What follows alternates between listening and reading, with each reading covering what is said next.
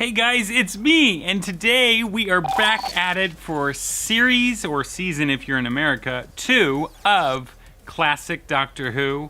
I have no idea what to expect. I know this one is apparently about giants. Yeah, it's called The Planet of Giants to be specific, and it is part of the Planet of Giants story arc.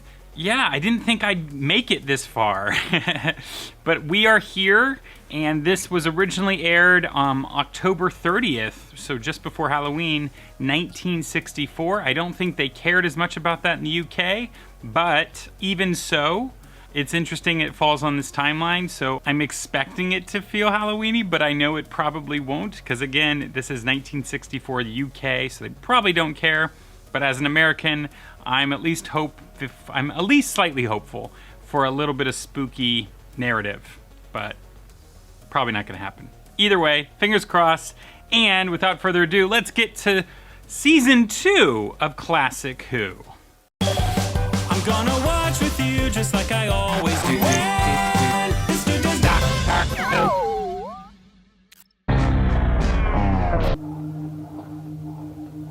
We're approaching a planet. Which one? Indubitably. Ow! What's the matter, my dear? Happened to Barbara. Scared myself. It's Oh, hot. something overheating here. Just as where we're landing. Susan, check the fault indicator, please.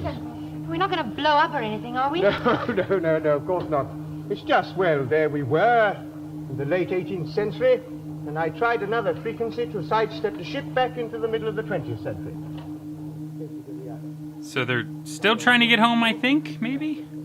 There's something on QR18, Grandfather. It'd be really weird if they got home in this episode. A14D. Give us standby!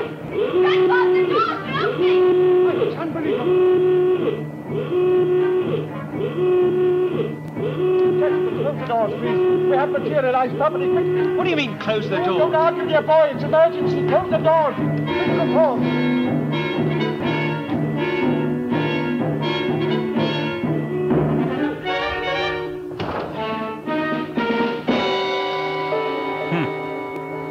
Is everything all right?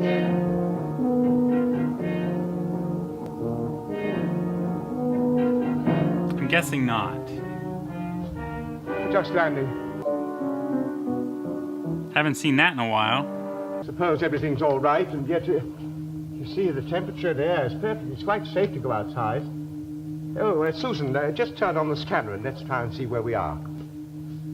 It's shut. Perhaps you need a new tube, Doctor. Did you notice the way it blew out? Yes, it was like an internal explosion of something. Like it's something too big for its frame. Yes. And yet I don't know. That can't be right. What do we do now, Doctor?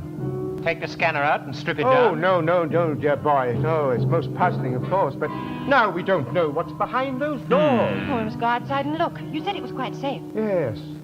I wonder why. Well, we must see. Shall I open the doors, Yes, Grandfather? I please, just Susan. cut my hair. But all Sorry, of you, that's gross. cautiously, please.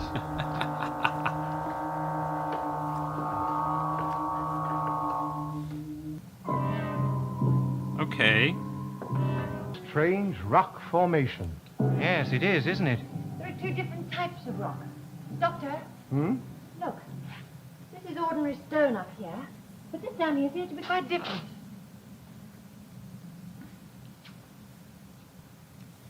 Jessica, here. Come here. Yes, that's cement. Might be. Rather a rough kind, isn't it? Yes. Very rough. Cement, huh? They look like pebbles of sand, don't they? Yes. It's manufactured anyway to hold the stone in place. You know, to fix it firmly beneath. I'd have thought the stone was heavy enough to keep itself in Yes, place. it's almost odd, isn't it? Most odd. Now, Barbara, I suggest that you and I take that pass, and Susan and you, sir, go that way. Hmm? Yes, all right. But stay within calling distance, and if you see anything, sing out. We'll do the same. Yes. Doctor! Doctor, it's a huge snake! Oh my god, that's a worm. Let's call the others. Oh, yeah, wait. Yes, I think it's dead. It's a fantastic size. Have they shrunk? I think they shrunk. Interesting, isn't it? Interesting. Yes, it's a doll, you see. It's a worm. Doctor, are you sure it isn't just sleeping? Oh, no, it's quite dead. No. Death, you see, has its own particular posture and appearance. Yes, yes. Well, let's go a bit further. Yes. Sure. Warm, I'm getting a Honey, We Shrunk the Kids vibe going on here. And by that I mean that movie was That's inspired by this episode. Says it couldn't be an egg. Not that size. Is that a kernel of rice? There's over there, look. Yeah. Ostrich? Ought to be rounder than this. Strange. Ian! Ian!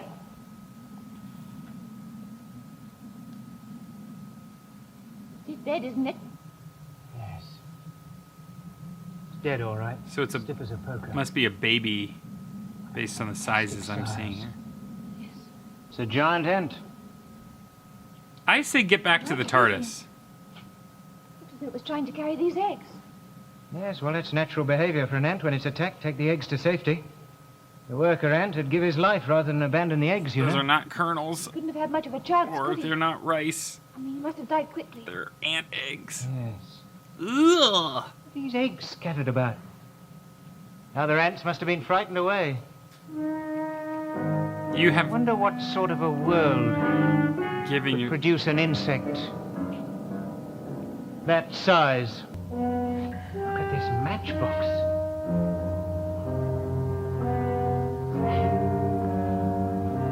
I would not get in. I would look in first if I'm going to even consider getting in. Something might be in there already and it might grab It you. must be an exhibition, Susan. Something like the World's Fair. Mm-mm. Things this size. No, Ian. Oh, what else? Look at the scale of things.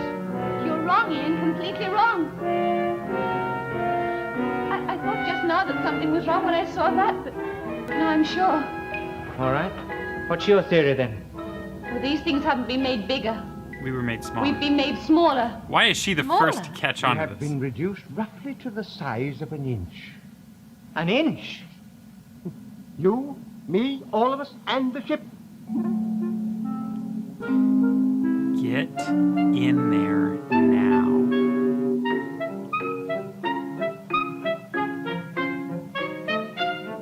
What was that? What's that? What is it? Run, Susan, run!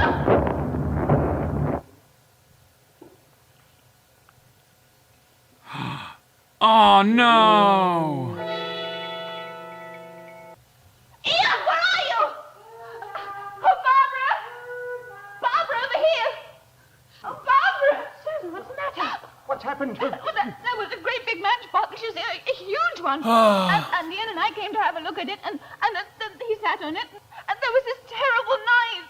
And he fell inside it, and now it's gone. It's gone, and he's inside it. All right, Susan, it's all right. Well, someone picked it up, I suppose.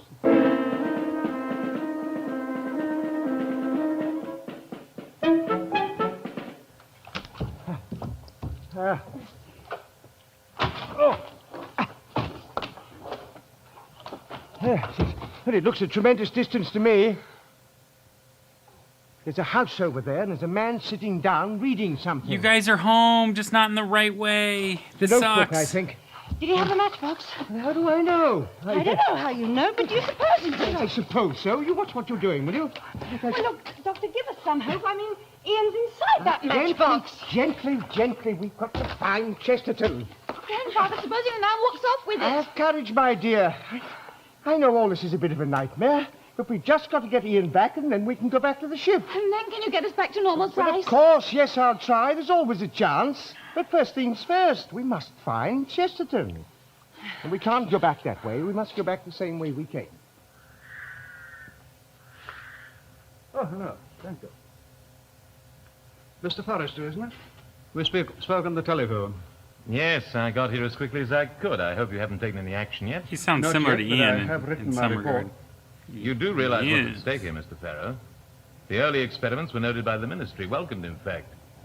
I've already geared factories, advertising, and all the rest of it to start pushing DN6. I'm sorry about that, but I can't give you the approval that you want. We could, of course, spend more time on the refining. Well, there's much more to it than that, as I mentioned to you on the telephone. You want to bring in another expert, go over the tests again. You're not a scientist, are you? Well, let me put it this way.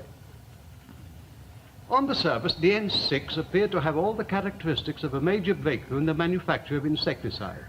Oh, and I can quite understand why you pinned all your hopes on it. Super inconvenient that Particularly the as my own coincidence minister of was so this is enthusiastic. happening in the same But the episode. very exhaustive tests I have made show that DN6 is totally destructive. Well, that was the idea, wasn't it? I mean, Smithers says it'll even prevent locusts from breeding. I don't Wipe them out altogether. I don't think I'm making myself quite clear.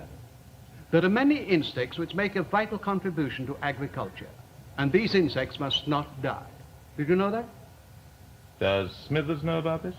Well, I have expressed my doubts to him, but he's so engrossed in this adventure that I shall have to make the hard facts to him very gently. I see. You're aware, of course, that if it doesn't go into production, I shall be completely ruined. That is very unfortunate, but really, you should have waited until we'd given you the go-ahead. Well, that's all very well, but it doesn't help me, does it? Surely we can work something out. There's a fortune to be made out of this. I don't think I want to go on with this conversation. Really, I shouldn't be seeing you at all, except that I did promise over the phone that I would explain the facts to you in person. What happens now? Well, officially, Indeed. my holiday commenced yesterday. I have a small boat down in the harbor, and I'm going to make a tour of the rivers of France. But before I go today, I shall telephone my ministry and then post them my report. Couldn't you leave it until you get back from your holiday? Give me a little grace? Oh, you know I couldn't do that. Do you know why I'm a success, Mr. Farrow? Because you're evil? Because I've never allowed the word can't to exist.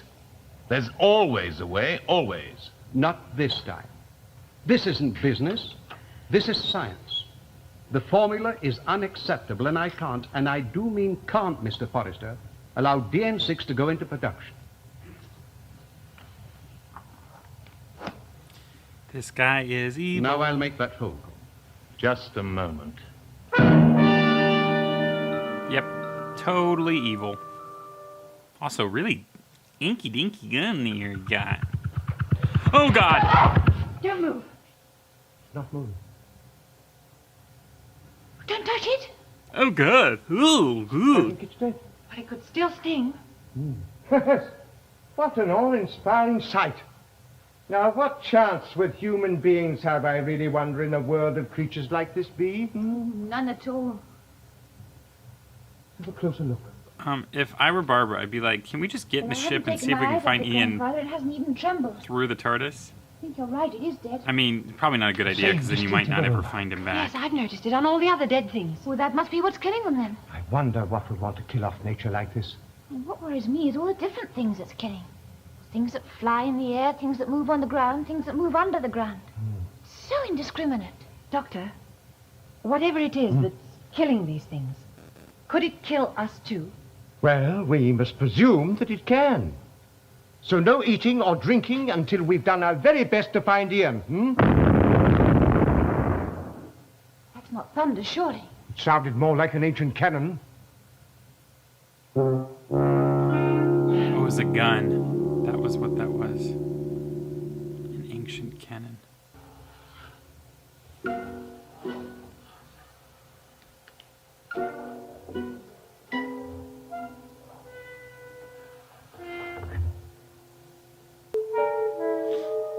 Interesting way of doing this. And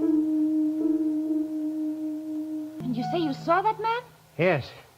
He's over here. Oh, not any further, please. I'm exhausted. It's taken us ages to get here. What's that smell? Cordite? Cord. Gunpowder? Insecticide. That would explain the explosion. And also the man. It's not far. Come on, I'll show you.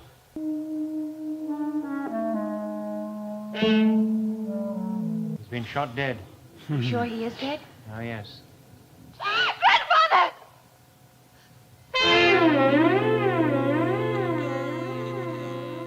Not good. Alright, so...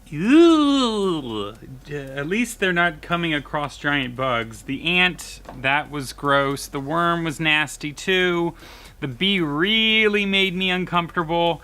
I'm expecting at some point some claymation or something, but I'm actually hoping we don't go that route. I feel like that might be a little expensive for whatever their production value is, but I really don't think that At least I really hope that we don't go down that road. The cat. Yeah, that's a very sensible villain. So I really like that they went that route. Although it's still nerve-wracking because I'm still very much not sure how in the world they're not just going to get eaten very quickly, because it's very upsetting. The minute that they stepped out of the TARDIS and we realized what was going on, it didn't take me long for me to go, no, get back in there, get back in there. And of course, they got to part ways and check out areas, and I'm always like, why? Why do you guys keep doing this? I get that it's because without it, we wouldn't have a story. I just wish that, I wish that they felt safe before deciding we should explore separate directions. They always do this, and it never leads to anything good. And I realize that if they never did that, well, there just wouldn't be a show, would there?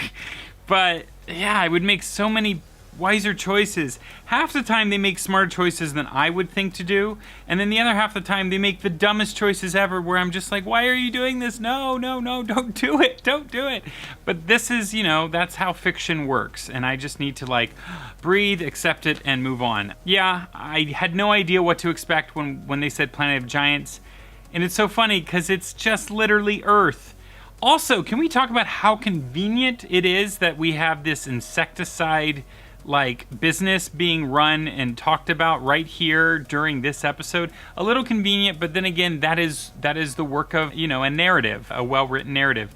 It's all thematically in the same boat. It would be weird if it weren't, and it would be much more boring. So thankfully no one's listening to me. I mean, this has already been pre-made years ago. What did I say, 1964, 65? Yeah, definitely, yeah, 64. Yeah, too late, Kyle, too late. Anyway, but if I had the TARDIS, yeah, and I could do reactions, well, I feel like they'd be far more successful than they are today. I mean, they're successful with you guys, and I really appreciate you guys watching, but as a channel, we would be much larger than we are now if I was back in 1964 and could somehow manage to get this show or any of our shows on the BBC or something. Anyway, it would also be weird, and I feel like they'd be way more harsher on us for content reasons. Maybe not, who knows. Anyway, I'm talking out of my butt. While I am very nervous about this, I'm also loving this fun new direction to start with. It's very Honey, I Shrunk the Kids before there was a Honey, I Shrunk the Kids, and I'm all in for it. It is very exciting, and I hope that they don't die. And if they do die, please let it be via boot of a person and not a cat or a spider or anything else that's horrifying. Please. Scorpion? No. Snake? Anything other than a person accidentally stepping on him, I'm not interested in. And even that would still be upsetting, but far less. So, anyway, I can't wait to see what happens next. So until next time, when this dude does it again. Hey guys, thanks so much for watching. Please like this video and subscribe to this channel and our other channel, youtube.com/fanningout. You can also support us by watching full-length reactions and more at patreon.com/fantheorytv. And we have a merch store where you can buy all kinds of goodies at teespring.com/store/fantheorytv.